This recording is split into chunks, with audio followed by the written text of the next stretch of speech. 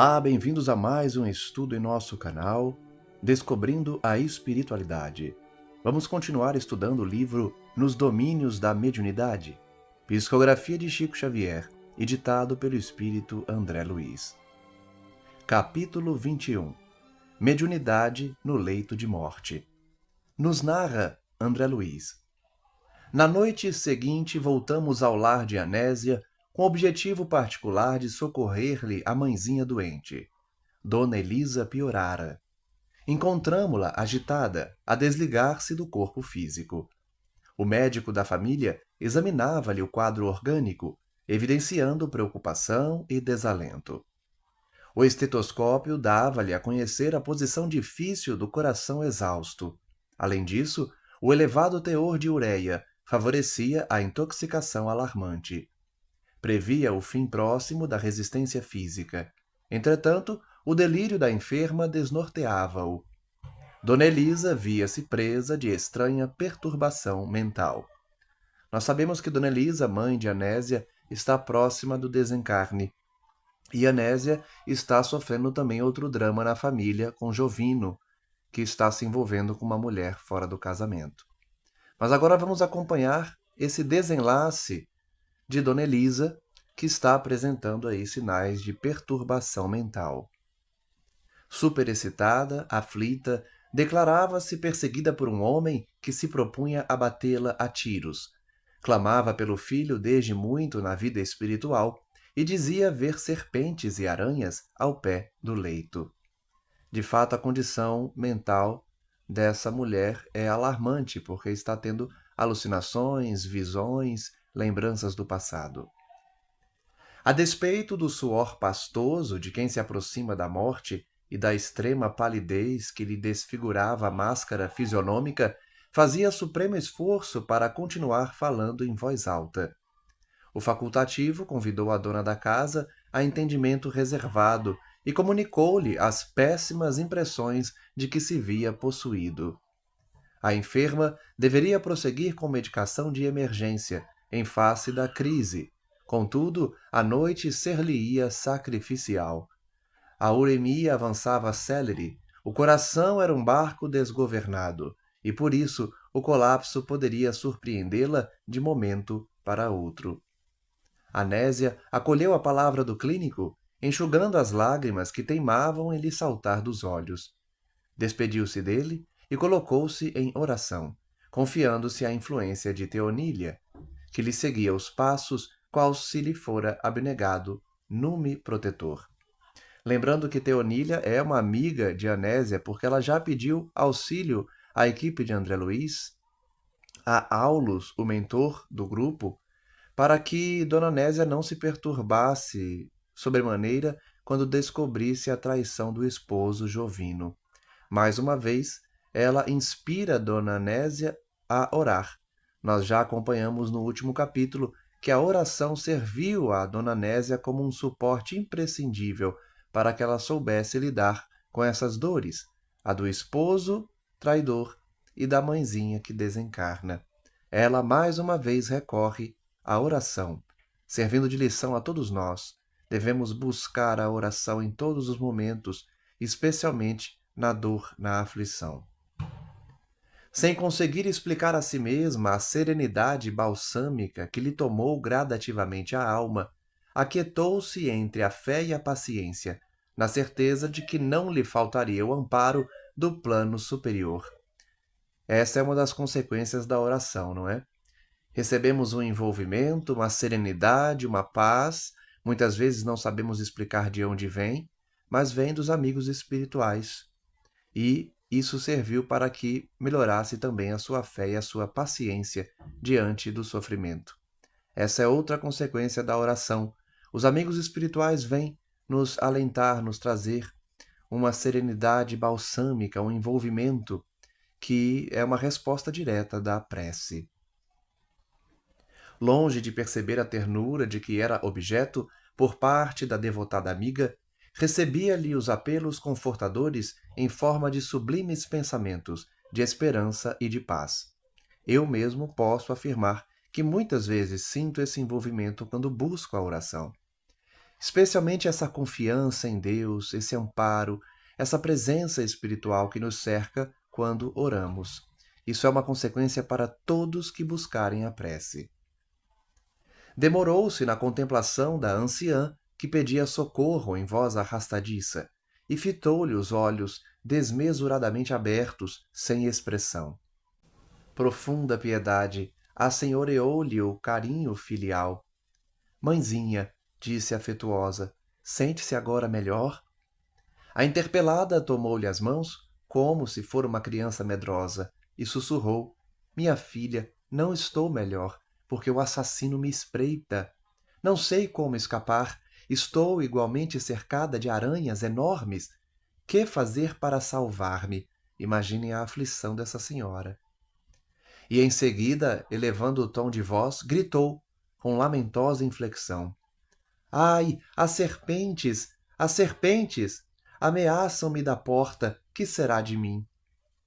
Escondia o rosto nas mãos descarnadas e debalde tentava erguer o corpo, movimentando a cabeça trêmula. Mãezinha, acalme-se, rogava a filha comovida. Confiemos na providência. Jesus é o nosso amigo vigilante. Por que não esperar pela proteção dele? A senhora vai recuperar-se. Repare com atenção, nosso quarto está em paz. Asserenava-se a enferma de algum modo, com a desconfiança e o medo a se lhe estamparem nos olhos, e logo após, constrangendo Anésia a inclinar-se, segredava-lhe aos ouvidos: Sinto que o nosso Olímpio está conosco. Meu filho desceu do céu e veio buscar-me. Não tenho dúvida, é meu filho, sim, meu filho.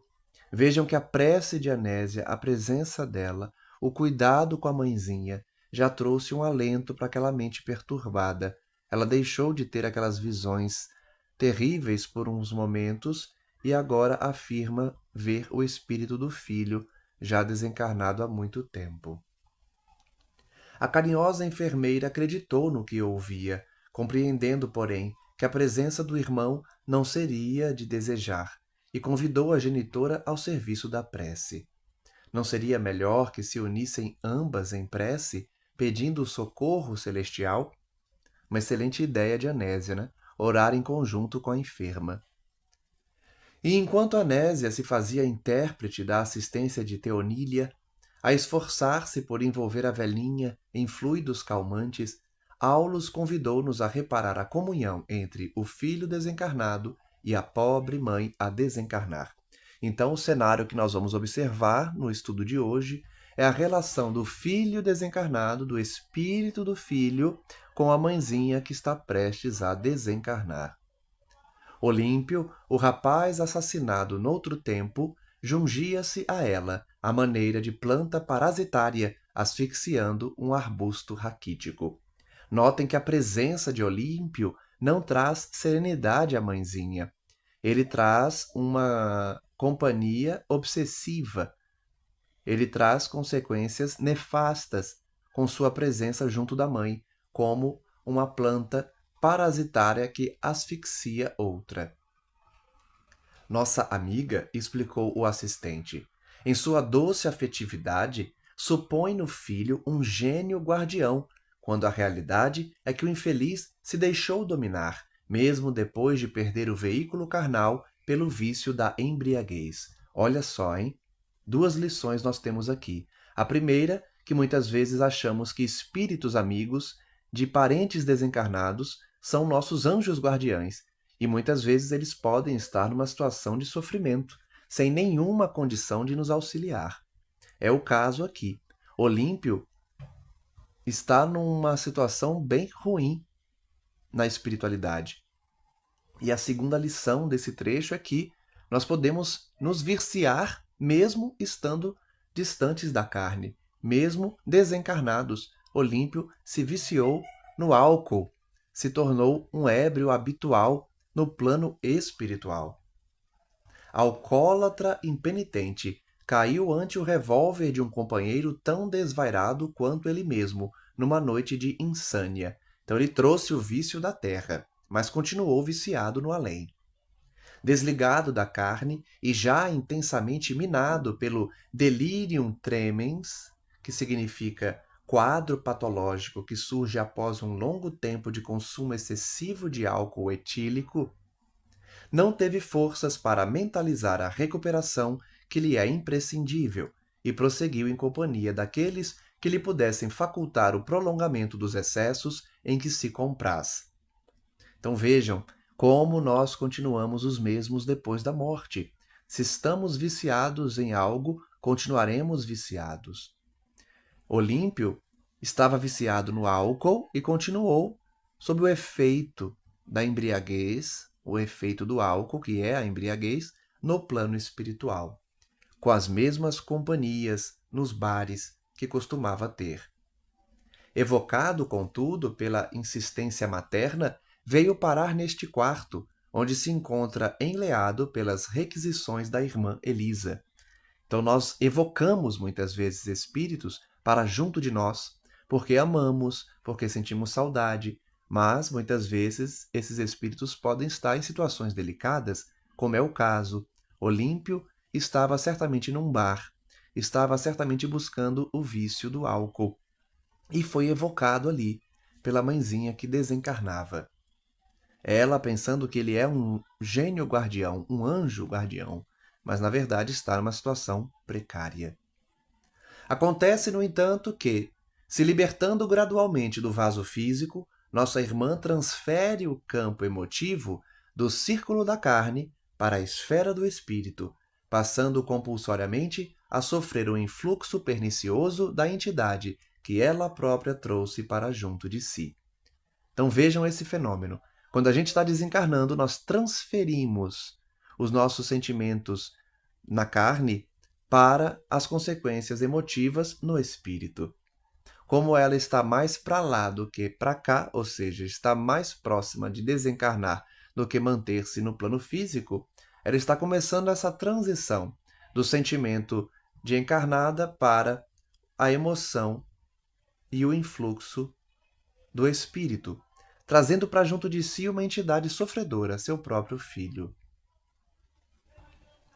Usando a vontade e o pensamento, ela atraiu, portanto, Olímpio para junto de si. Na posição em que se colocam, são ambos assim, por força das circunstâncias, duas mentes sintonizadas na mesma faixa de impressões, porque, enfraquecida qual se encontra, a enferma se submete facilmente ao domínio do rapaz, cujo pavor e cujo desequilíbrio se lhe transfundem na alma submissa e afetuosa. Nós podemos perceber, então, que a dona Elisa está tendo alucinações também pela proximidade de Olímpio. A perturbação do espírito do seu filho está trazendo perturbação para ela também. Ela certamente estaria sofrendo perto de desencarnar, mas ele está ampliando esse sofrimento com os seus próprios desvarios, transmitindo para ela os medos que ele também possui. Talvez por isso ela está vendo insetos, animais, está vendo um assassino que está perseguindo ela. Pode ser a visão que o seu filho tem do assassino dele. Analisando o fenômeno, perguntei se a associação sob nossa vista poderia ser comparada à incorporação mediúnica, qual a conhecemos. Interessante a pergunta de André Luiz, né? Esse fenômeno que nós estamos acompanhando, da influência de um filho desencarnado, Olímpio, para com a sua mãe que está prestes a desencarnar, a gente pode chamar isso de incorporação, de um fenômeno legitimamente mediúnico? Sem qualquer dúvida, confirmou o orientador. Elisa, atraindo o filho num estado de passividade profunda, que lhe sobrevém por motivo de natural desgaste nervoso, e sem experiência que lhe outorgue discernimento e defesa, assimila-lhe de modo espontâneo as correntes mentais, retratando-lhe a desarmonia interior. Então, olhem que lição nós temos aqui. Muitas vezes nós somos médiuns sem perceber, absorvendo o conteúdo mental de espíritos desencarnados. A dona Elisa atraiu o filho doente para perto de si, e isso está trazendo um desgaste nervoso, porque ela não tem defesas espirituais. Ela não cultivou a oração, ela não cultivou a proteção, o pedido de proteção aos bons espíritos enquanto estava encarnada. Então, ela não tem essa proteção, essa defesa. Está absorvendo a perturbação do filho num fenômeno mediúnico, porque ela está encarnada e o filho desencarnado, em espírito, lhe transmite essa perturbação, essa desarmonia interior. Estando a desencarnar-se, devagarinho, reflete-lhe as reminiscências do pretérito e as terríveis visões íntimas que lhe são agora familiares. Ou seja, ela realmente está vendo o perseguidor, o assassino do seu filho, que ainda persegue ele mentalmente, porque ele está perturbado no além, e também vê os medos dele em relação aos insetos, às víboras e aranhas que ela está vendo.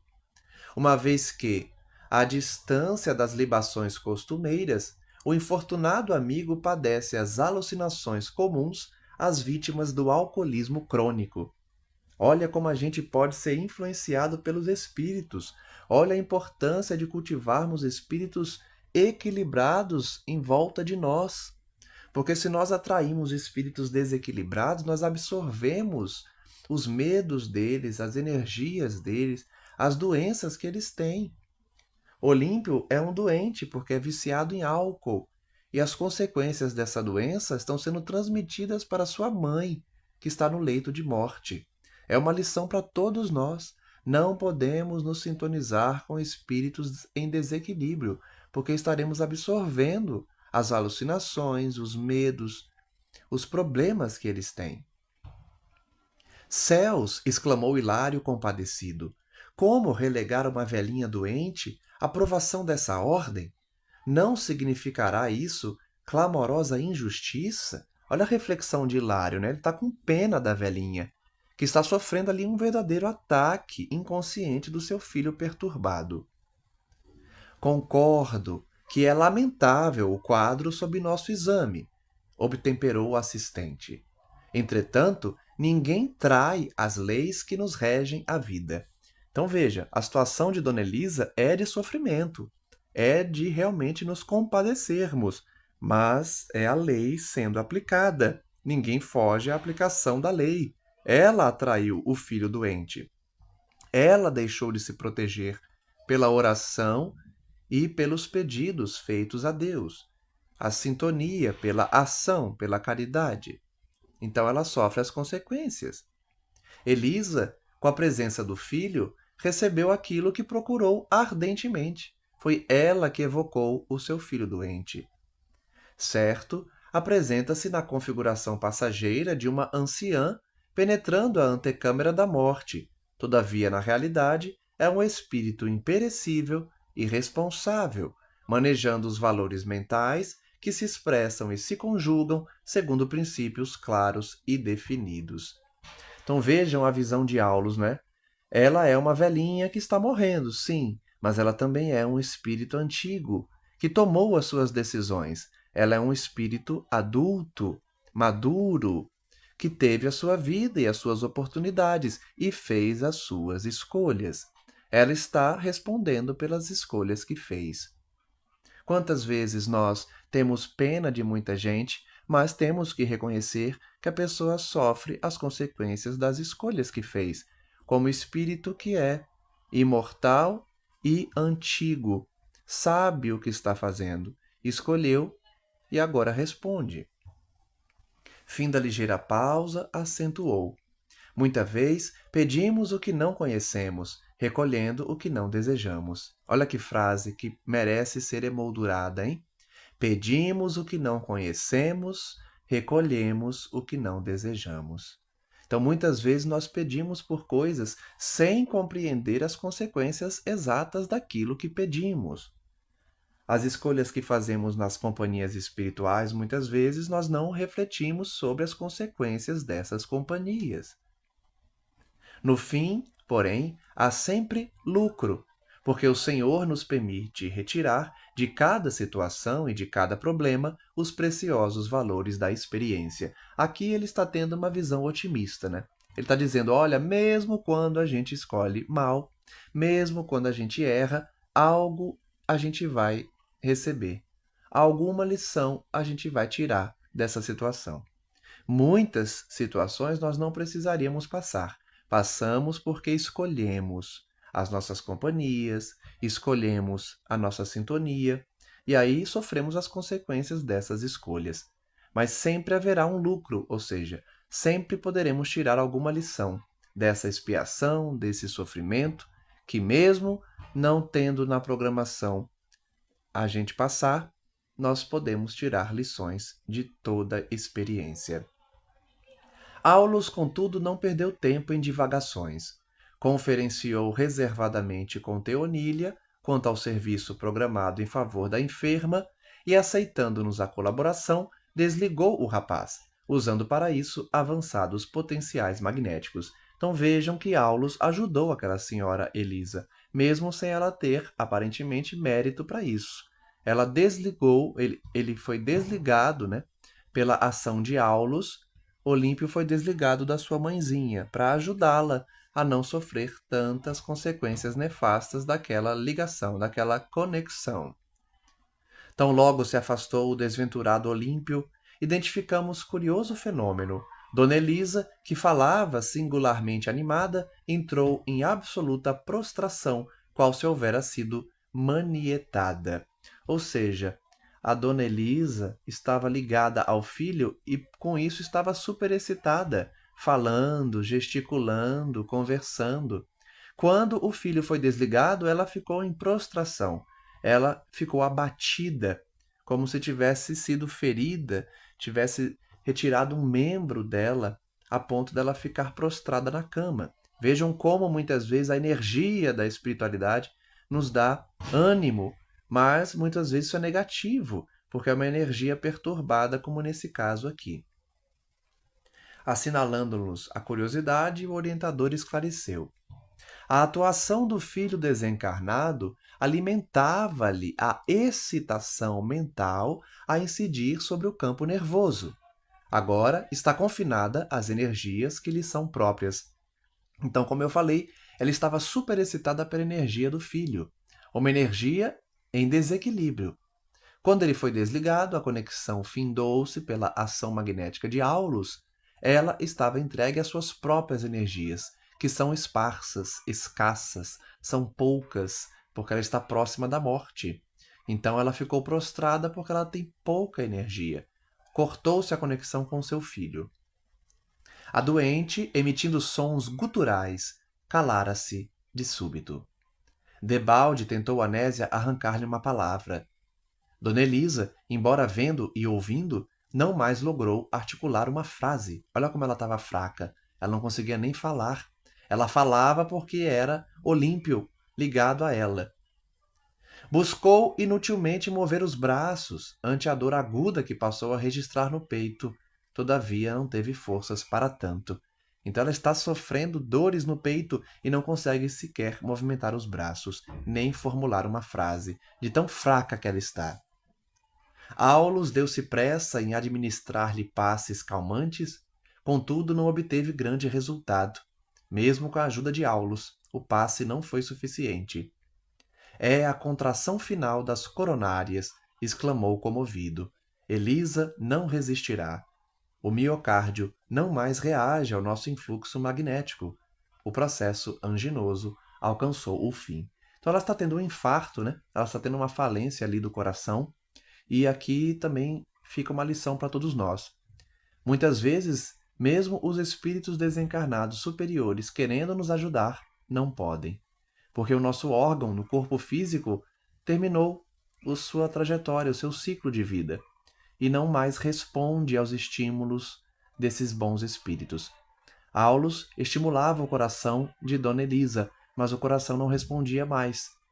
Então, por mais que os bons amigos espirituais queiram nos ajudar, muitas vezes não conseguem, porque o nosso órgão do corpo físico não mais responde. Reparei que a agonizante estimaria conversar com a filha. No entanto, incoercível sofrimento constringia-lhe o tórax. A língua não mais lhe obedecia ao comando íntimo. Dona Elisa queria conversar com a filha, mas não conseguia, o corpo não mais respondia. Teve a noção de que lhe cabia fazer a viagem do túmulo, como se um relâmpago lhe rasgasse a noite mental. Num desses raros minutos que valem séculos para a alma, reviu apressadamente o passado. Então vejam o fenômeno comum a todos que estão desencarnando, né? A vida passa sob os olhos atentos de quem está desencarnando. A vida passa na frente, na tela mental daquele que está num processo de desencarne. E é interessante o que ele diz, não é? Alguns minutos que valem séculos para a alma, ou seja, são os minutos que ela está refletindo sobre a sua existência, refletindo sobre sua condição de espírito. Essa reflexão é importante e muitas vezes vale por séculos para uma alma. Todas as cenas da infância, da mocidade e da madureza reapareceram de inesperado no templo da memória, como que a convidá-la a escrupuloso exame de consciência. É o exame de consciência que todos estamos sujeitos quando desencarnamos. A vida passa sobre os nossos olhos e podemos refletir sobre o que fizemos, sobre o tempo que perdemos ou sobre as ações que tivemos na Terra, o crescimento espiritual que nos dedicamos. A enferma não vacilou. Seus momentos na carne estavam contados. Incapaz de entender-se com a filha, desejou despedir-se de velha irmã que residia a longa distância. Vimo-la num supremo esforço, concentrando os próprios pensamentos para satisfazer a essa derradeira aspiração. Então, como ela não conseguia conversar com a filha, começou a pensar numa velha irmã. Anésia, por sua vez, sob a influência de Teonília, percebeu que a genitora atingira a estação terminal da existência terrestre e, enlaçando-a carinhosamente, orava em pranto silencioso. Mais uma vez a inspiração dos amigos espirituais, não é? Teonília estava inspirando Anésia para perceber que a mãezinha desencarnava, então ela abraçou e chorou para auxiliá-la naquele momento. A agonizante entendeu-a, mas apenas derramou comoventes lágrimas como resposta. Demorando na filha o olhar dorido e ansioso, Dona Elisa projetou-se por fim em nosso meio, mantendo-se, porém, ainda ligada ao veículo físico por um laço de prateada substância. Então aqui temos o fenômeno do desencarne, o desenlace do espírito com a matéria.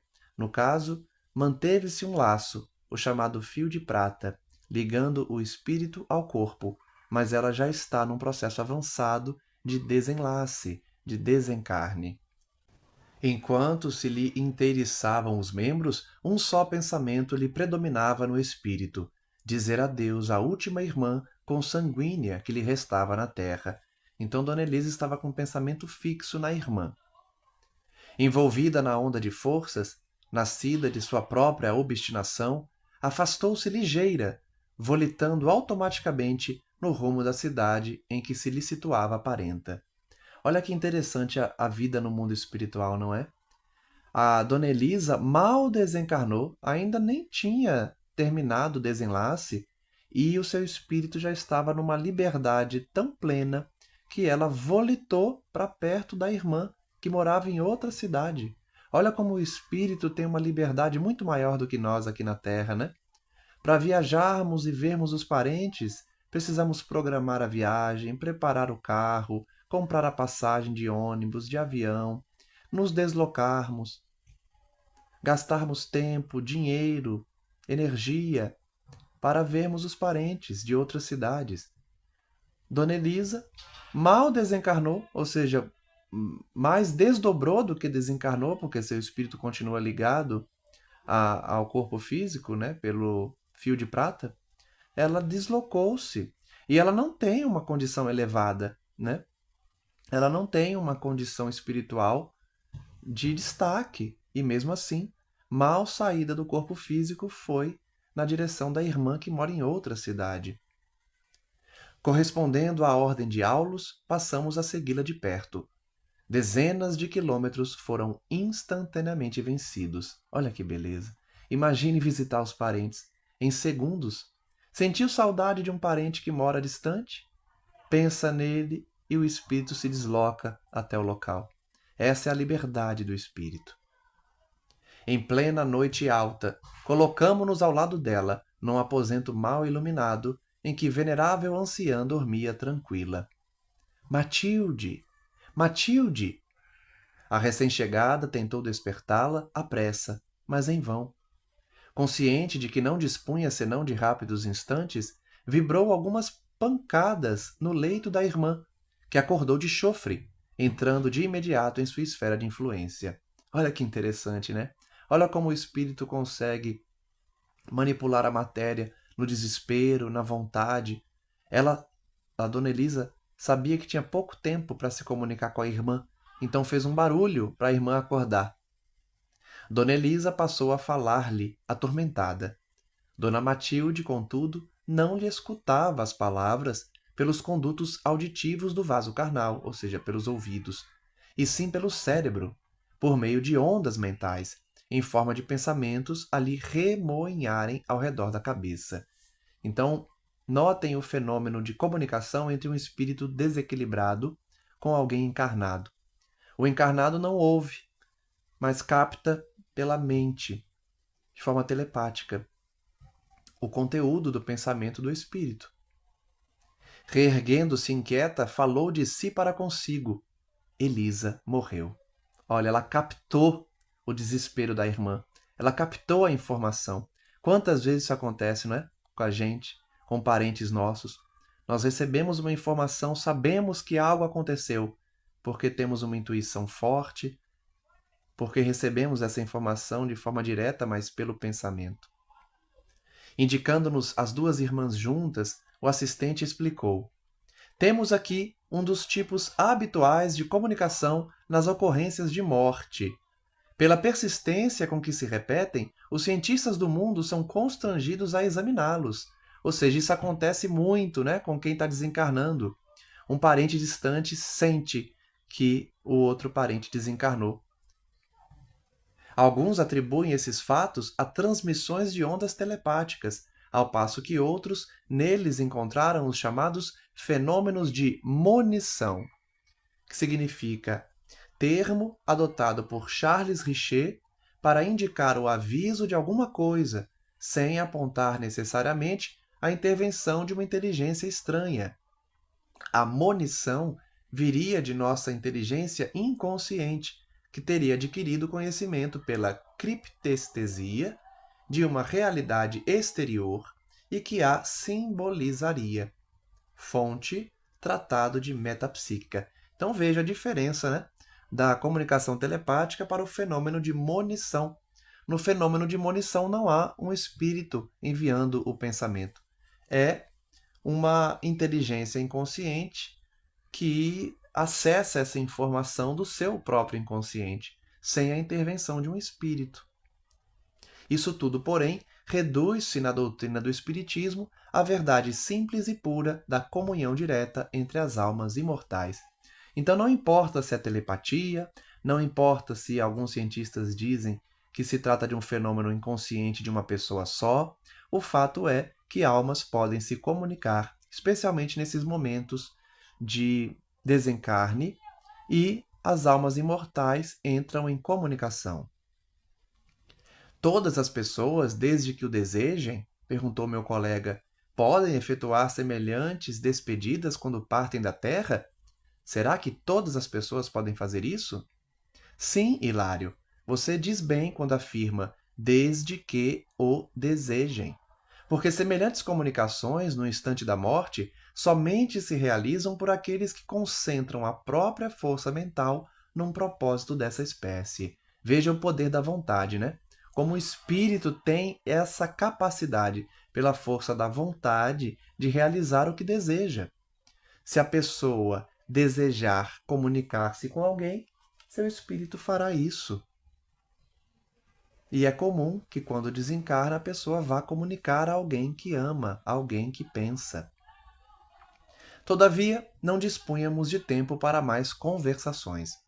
Dona Elisa, após liberar-se do anseio que lhe inquietava o campo íntimo, qual se o corpo distante lhe reclamasse a presença, a feição do que ocorre num caso de desdobramento vulgar, voltou de imediato à casa. Por isso que eu disse que o deslocamento dela mais se assemelhava ao desdobramento do que propriamente o desencarne, porque ela continuava ligada ao corpo físico. Por isso, assim que ela comunicou à irmã que havia falecido, o seu espírito voltou de imediato para junto do corpo físico, porque ela ainda está ligada a ele. Seguindo-a de perto, notamo-la menos aflita, embora fatigada. Ela estava cansada, mas menos aflita. No aposento familiar, quis reaver o veículo físico, satisfazendo aos velhos hábitos, como se a realidade lhe constituísse tão somente estranho pesadelo. Contudo, abatida e atormentada, flutuou sobre o leito, ligada aos despojos pelo tênue fio a que nos referimos. Aqui nós temos uma lição científica, né? Da ciência espírita. Quando o espírito já se desligou do corpo físico, ele não consegue retornar a ele, por óbvio, não é? Mas ele continua ligado pelo chamado fio de prata. Então, Dona Elisa flutuava em cima do corpo. Ela até tentou voltar, despertar, como fazia quando voltava do sono do corpo físico, mas não tinha mais a ligação suficiente para acordar o corpo físico, então ela ficou junto desse corpo. A recém-desencarnada, de alma opressa, resistia à fome de repouso que lhe castigava o pensamento, indecisa e agoniada, sem saber definir se estava viva dentro da morte ou se estava morta dentro da vida. Veja a importância das reflexões que a gente faz aqui, não é? A importância do estudo, a importância da vibração elevada, a importância da caridade. Porque nesses momentos de aflição, nesses momentos de desencarne, nós poderemos ter uma passagem tranquila ou uma passagem perturbada, a depender de como levamos a vida. A Dona Elisa resistia à vontade que tinha de repousar. Ela não se atrevia a dormir porque tinha medo, estava receosa, estava num momento de aflição. Não sabia se tinha desencarnado ou não. Outros amigos espirituais penetraram a câmara. Aulus consultou o horário e acrescentou: voltemos, nada mais nos cabe fazer. Hilário fixou o laço prateado entre o corpo hirto e a nossa amiga recém-liberta, indagou: não poderemos colaborar no desfazimento desse cordão incômodo? Então vejam que Hilário chama o fio de prata como um cordão incômodo, porque está mantendo a ligação entre o espírito desencarnado de Dona Elisa e o seu corpo já morto. Não, explicou o orientador. Esse elo tem a sua função específica no reequilíbrio da alma. Olha a função do fio de prata, hein? Para os recém-desencarnados. Tem uma função de reequilibrar a alma. Não pode se desligar assim. Morte e nascimento são operações da vida eterna que demandam trabalho e paciência. O desligamento é gradual, por isso que o desligamento violento é tão traumatizante para o espírito. A regra é esse desligamento ser gradual, aos poucos. Esse fio de prata não pode ser rompido de forma violenta. Além disso, há companheiros especializados no serviço da libertação última. A eles compete o toque final. Então, aqueles espíritos que adentraram ali eram responsáveis pelo desligamento, eram especialistas no desligamento de almas com o corpo físico. E acompanhando o instrutor, retiramo-nos do lar de Anésia, onde havíamos recolhido preciosas lições. Assim se encerra o capítulo 21, onde realmente colhemos muitas lições sobre o desencarne, sobre o fenômeno da morte e como, pelo poder da vontade, muitas vezes podemos nos comunicar com entes queridos. Que possamos refletir sobre as lições de hoje, nos preocupando com as ligações mentais que realizamos, para não cairmos na mesma teia de perturbações que Dona Elisa caiu quando evocou o filho, o espírito do seu filho, Olímpio, que estava perturbado. Que tenhamos esse cuidado para não nos sintonizarmos, nos conectarmos com as mentes de espíritos em desequilíbrio. Que possamos cultivar a conexão com espíritos de luz, com espíritos equilibrados, para não respondermos pelas consequências da lei, porque os bons espíritos não podem impedir a nossa vontade, o nosso livre-arbítrio. Se nós decidirmos nos conectar com espíritos em perturbação, colheremos as consequências disso. Que possamos lembrar disso, então, no nosso dia a dia e cultivarmos ligações com os espíritos superiores, com os nossos amigos espirituais, com os nossos mentores e anjos guardiães. Rogamos, assim, a eles que continuem a nos inspirar, a não desistir de nós e, nos momentos de fraqueza, que eles possam, pelo menos, tentar fazer com que caiamos em si e não mais nos sintonizemos com espíritos trevosos. Pedimos assim aos bons espíritos que continuem a nos auxiliar nesse processo, para que tenhamos uma sintonia, uma elevação espiritual no nosso dia a dia, buscando o contato deles, a inspiração deles e o equilíbrio mental em nossas existências. E que esses irmãos desequilibrados que muitas vezes nos buscam ou estão junto de nós também possam ser tratados, possam ser encaminhados para que não nos influenciem negativamente, para que não nos estimulem os vícios e não se alimentem também de nossos próprios vícios e desvios morais. Que Jesus Cristo, nosso Senhor, possa nos abençoar, nos proteger, nos envolver, para que cultivemos essa vibração e essa ligação com o Mestre amado. Graças damos ao nosso Deus, nosso Pai celestial, e a Jesus Cristo, nosso Mestre e amigo. Que assim seja, graças a Deus. Um forte abraço a todos e até o próximo estudo.